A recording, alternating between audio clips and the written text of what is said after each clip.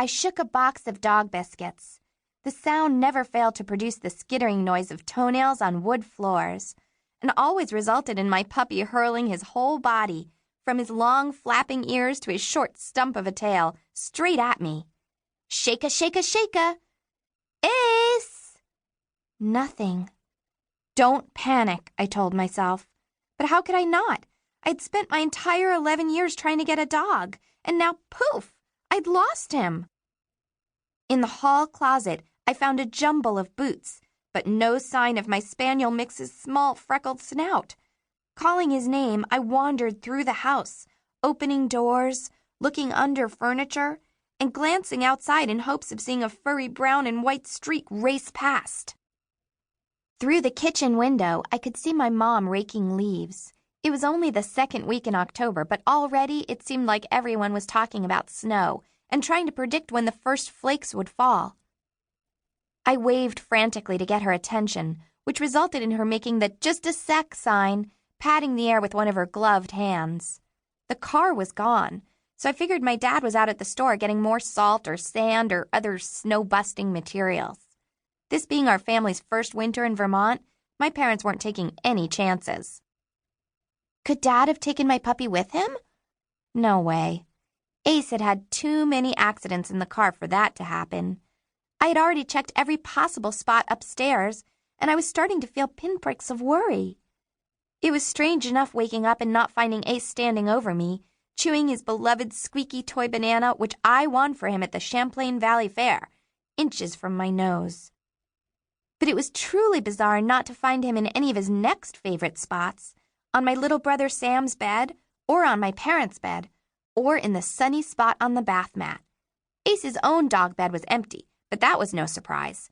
He seemed to view the fuzzy green rectangle as his mortal enemy, so his only contact with it was full-on attack mode, shaking it from side to side until I tried to take it away, at which point the game would change to keep away. There was no way to explain it. My puppy was just plain gone. The front door opened, and my mom blew in with a loud, "Wow, it's nippy out there." She stomped her boots on the mat and stripped her gloves off. "Mom, have you seen Ace?" I asked her. "Ace the dog or Ace the grandpa?" she asked. I held up the box of dog biscuits. "Right," said my mom. "Ace the dog." I never would have named Ace Ace if I'd realized this would be the standard response to the question. The thing is, when I got Ace the dog, my grandpa, who is, yes, also called Ace, claimed he was going to retire the name. According to him, the nickname Ace represented his old self, the loud, kvetchy, tell-you-what-to-do-y guy he left behind when he had a heart attack and almost died. The plan was that Ace the dog would be the only Ace. Ace the grandpa would be just plain grandpa. Unfortunately, with Ace the grandpa around, things don't usually go as planned. "I haven't seen Ace the dog yet this morning," said my mom. "Come to think of it, I haven't seen either Ace."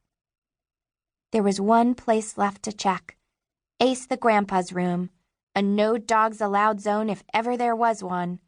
Ace's door was shut, so it seemed unlikely, but I needed to rule it out. Cautiously, I knocked. "Grandpa?" I said, cringing in anticipation of Ace's booming, "Wah!" But it didn't come.